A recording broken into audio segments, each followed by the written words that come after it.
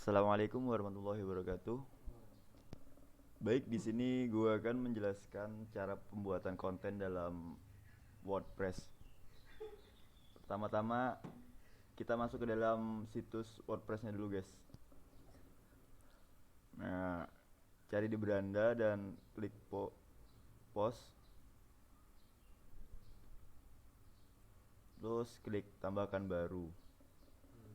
Oke, tunggu sebentar.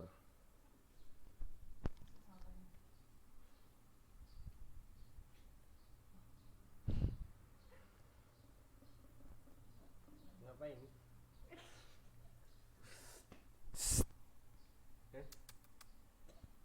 Kok lama ya? Oke. Oke, boleh. Lalu kita tentukan judulnya. Contohnya kita masukkan judul apa ya? Coba overthinking.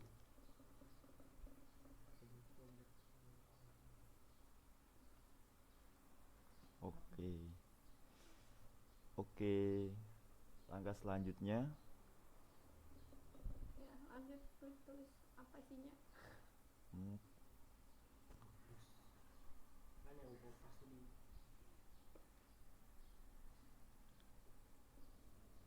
jelasin gak? Ya. Oke, selanjutnya kita isi dengan apa yang mau kita isi lah temanya. Di sini saya mengisi tentang sindrom overtraining.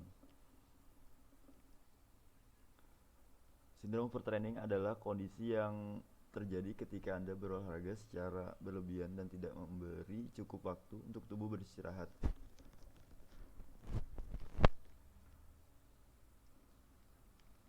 Beberapa jenis olahraga yang sering kali memicu kondisi ini antara lain angkat beban, kardio, dan latihan intensitas tinggi.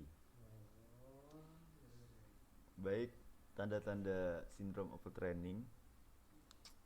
Saat mengalami sindrom overtraining, ada sejumlah gejala overtraining yang mungkin akan Anda rasakan.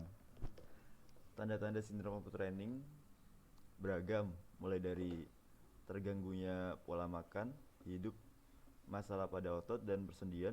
Beberapa gejala yang berpotensi muncul ketika mengalami sindrom overtraining diantaranya nyeri otot, mendorong diri melewati batas kemampuan ketika Anda melakukan latihan intensitas, dapat memicu ketegangan otot. Jika tubuh tidak segera beristirahat, kondisi tersebut bisa memicu nyeri otot dan cedera.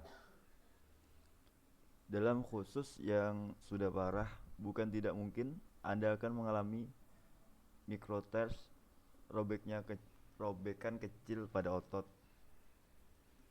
Yang kedua adalah cedera. Berolahraga secara berlebihan meningkatkan risiko Anda mengalami cedera. Sebagai contoh, Anda mungkin akan mengalami stress fracture, munculnya celah kecil pada tulang. Jika terlalu sering berlari, tak hanya itu, berlari secara berlebihan dapat memicu kondisi yang lebih parah seperti ketegangan sendi, cedera jaringan lunak, dan patah tulang. Yang ketiga, gejala overtraining, kelelahan ekstrim. Tetap melanjutkan olahraga meskipun sudah lelah dapat memicu sindrom overtraining. Lelah telah memperoleh overtraining setelah berolahraga memanglah hal wajar. Namun tetap melanjutkan olahraga ketika sudah lelah dapat mengakibatkan kelelahan ekstrim.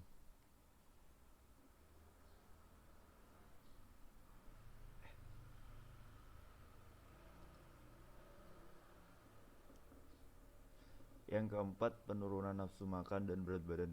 Pada umumnya Anda akan merasakan lapar setelah berolahraga. Namun, berolahraga secara berlebihan dapat menyebabkan ketidakseimbangan hormon yang berperan untuk mengatur seberapa lapar atau kenyang tubuh Anda. Yang kelima, stres dan kehilangan konsentrasi.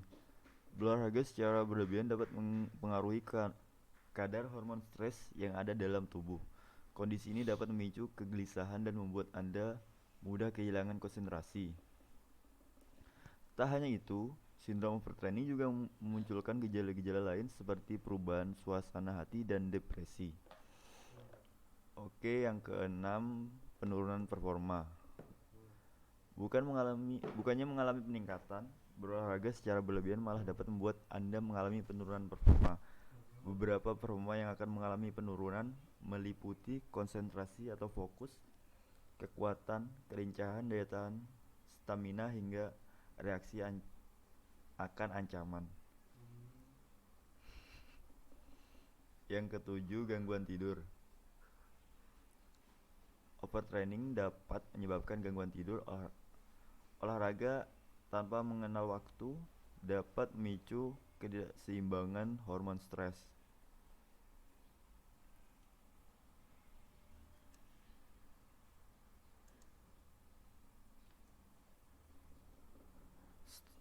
Saat hormon stres tidak seimbang, Anda akan mengalami kesulitan dalam melepaskan stres dan ketegangan pada waktu tidur.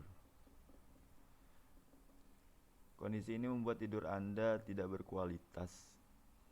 Yang selanjutnya, mudah sakit. Ketika Anda mengalami sindrom overtraining, tubuh akan terasa lesu. Kondisi tersebut dapat membuat Anda rentan terhadap penyakit. Tak hanya itu, melemahnya imunitas, meningkatnya risiko akan mengalami infeksi saluran pernapasan bagian atas atau ISPA. Yang kesembilan, kehilangan motivasi. Berolahraga secara berlebihan mungkin akan membuat Anda kehilangan motivasi untuk tetap latihan. Kondisi ini disebabkan oleh kelelahan fisik maupun mental, perasaan tidak mencapai target, hingga dapat menikmati latihan. Perlu diperhatikan gejala atau ciri-ciri sindrom overtraining yang dialami masing-masing orang bisa berbeda atau sama lain. Jika gejala tak kunjung membaik dalam beberapa hari, segeralah berkonsultasi dengan dokter.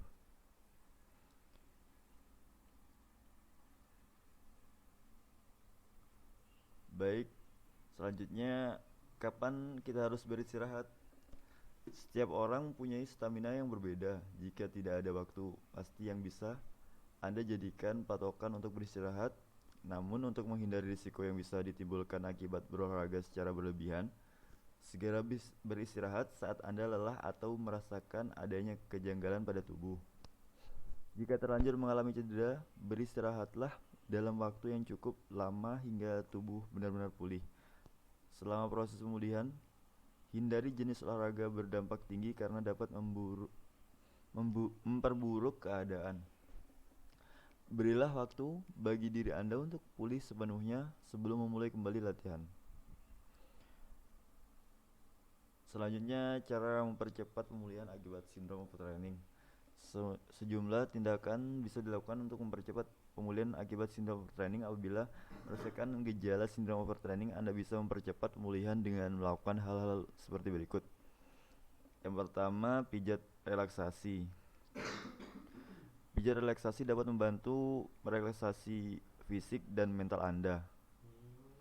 Yang kedua, menjaga tubuh tetap terhidrasi. Saat mengalami sindrom overtraining, penting bagi Anda untuk menjaga asupan cairan. Menjaga asupan cairan tubuh tetap terpenuhi.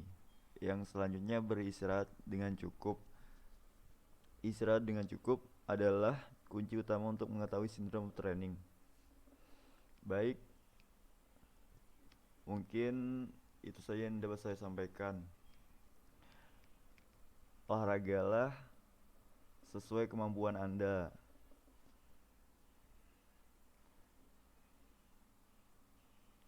Sekian dari saya.